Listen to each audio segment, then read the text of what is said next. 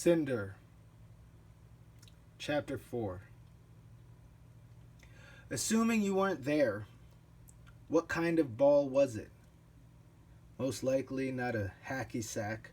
Would it be a baseball anymore? A tennis ball, really? A fucking basketball? Nope.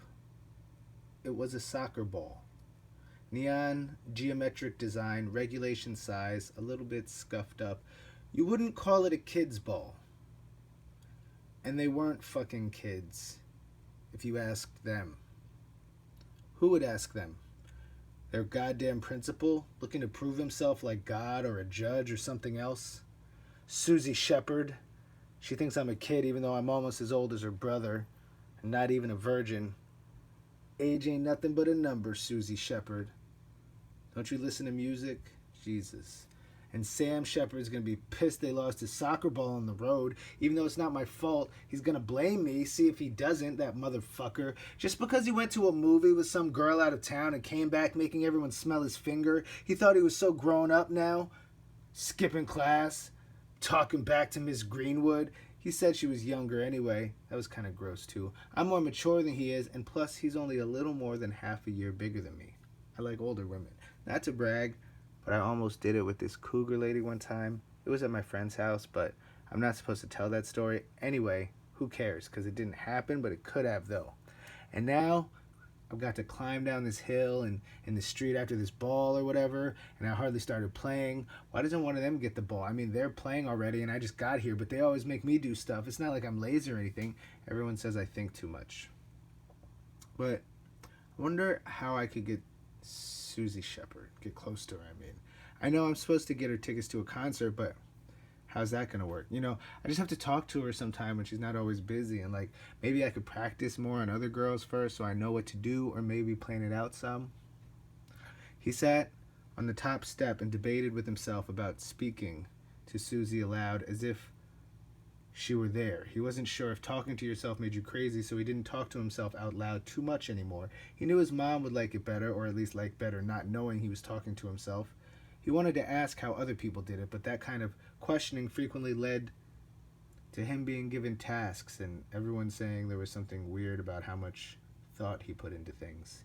He decided to just ask her in his head and see what she said. It wasn't until footsteps came over the hill that he saw the bag, saw there was stuff with money, at least that's what it looked like. People get all excited about money, so maybe it shouldn't be out in the open. He realized he had gotten lost in thought, and maybe he wanted more time to think about what was in the bag and who belonged to it. He figured he could think better on his own. The soccer ball kept rolling far down the street as he lifted the dirty duffel bag. We might consider this bag, where it came from, the probability of finding such a bag, theoretically the value of a bag like this. Let us say that the boy did not find a bag, but only imagined finding one. Naturally, he would be free to further imagine the bag's contents. Perhaps also, perversely, he would prefer to conceive of the contents as sinister or disturbing, in the nature of the fantastic, in fact, terrible and infinitely possible. He would continue to imagine the consequences of his finding, opportunities, obstacles, or problems that may arise. He has waited as a child to discover the world of men, and now he has a man-like choice to make. He turned the music up loud enough to wall everyone off and locked the door. This was a fucked up day. He imagined the bag in his closet, how thick the stacks were. He didn't dare count it out on the street. Could he do it now? Better not. He lay in bed and got lost in the music. Have you listened to Otis Redding in the late evening? Antique melancholy. We say that music drowns out sorrow. Well said. He floated on the music, forgetting school and the constant shuffle from one task to another, forgetting arguments with suited figures and an unending pile of assignments listed vertically on horizontal sheets of paper and on his arm, online, on his phone, on and on. Shitty music is a minor crime when profitable. Some kid on the street or an insane middle-aged guitar panhandler, nobody's harmed seriously most times, but the airbrushed, no-talent model/con men and women who stole stage and airtime from true musicians, it made him so mad sometimes. Other times, he doubted his love of sound, his claim on all of it. the good music, over and above others. He had already given his life to sound, even if his life wasn't worth much yet. So he thought about the money in the closet, even as he doubted it was really in there. Wondered what kind of instruments it could buy, how to hide a recording studio in his bedroom, and what steps a kid took to emancipate himself. Even though he wasn't really a kid, he knew he would need a new name, Otis. What kind of life would Otis have had if he'd lived to have one? Maybe with this much money, he could find out. A most terrible film might lay one moment in brilliant contrast. Otis dreamt of an indefinite future that could abandon every living memory into B-roll oblivion. Each day came like a blooper reel and left him with these hyperchromatic dreams. He stood on a balcony. Sometimes he was shot or he fell. He would address the crowd but have nothing to say, or monologue tirelessly as they stood in awe. At times, he left the balcony and flew across treetops and hillsides. He became an eagle or a hawk, nesting on an alcove in the mountains. He was a vampire, consigned to night and shadow. He was overtaken with fits and spells and phases around the moon. When he read a newspaper, he would fume and stir for hours, reading aloud, spitting and cursing. His days and nights were scored by the soulful voices of dead idols. Only the music was alive to him. Otis opened the closet door. Thousands.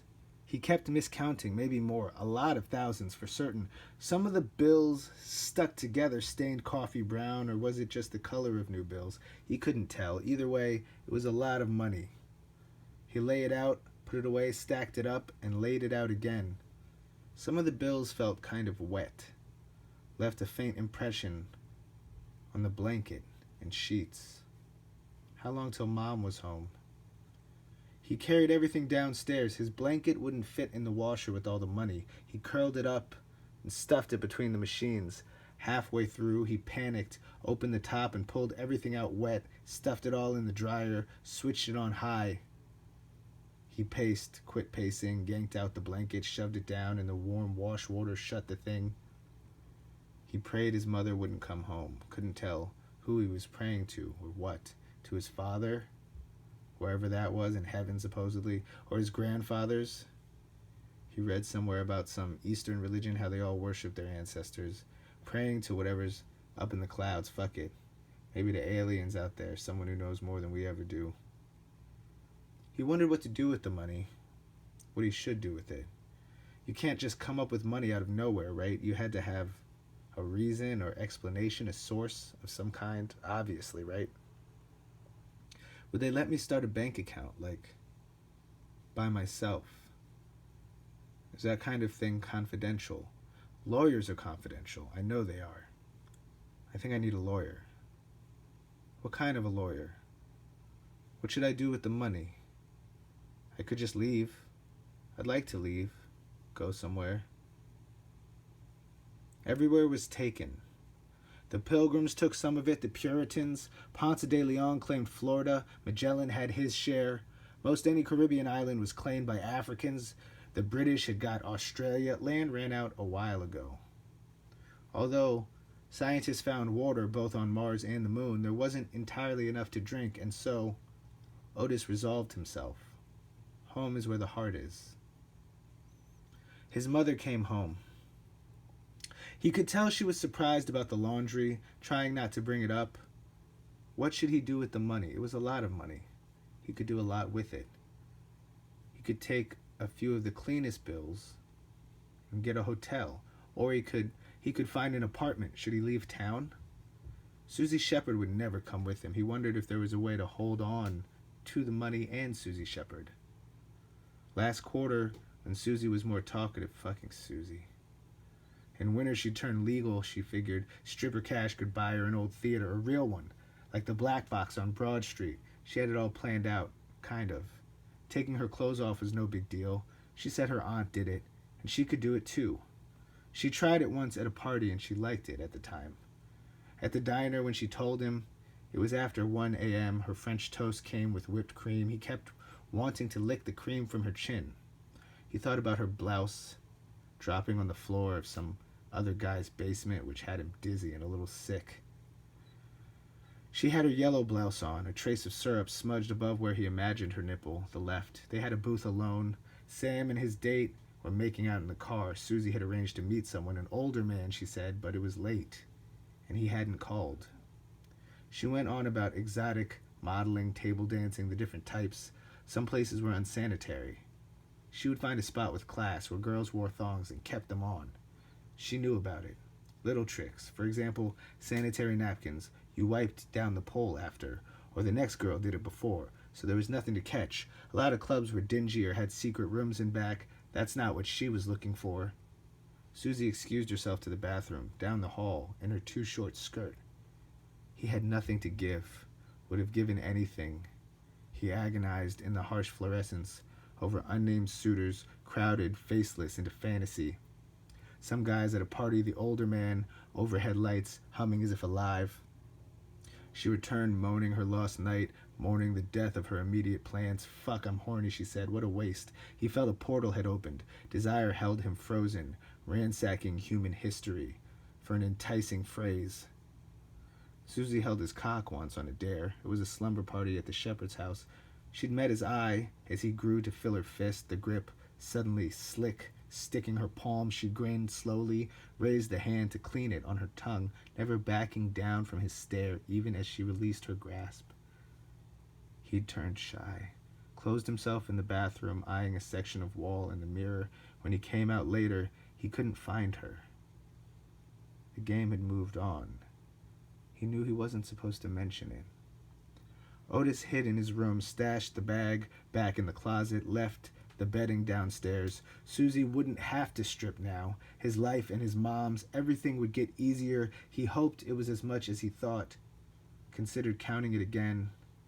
He figured, given enough time, Susie could fall in love with him. Right now, he had enough, more than enough, to start with a dance. He found his phone, dialed back the music, dialed her number. Tomorrow, he would find a lawyer. 5.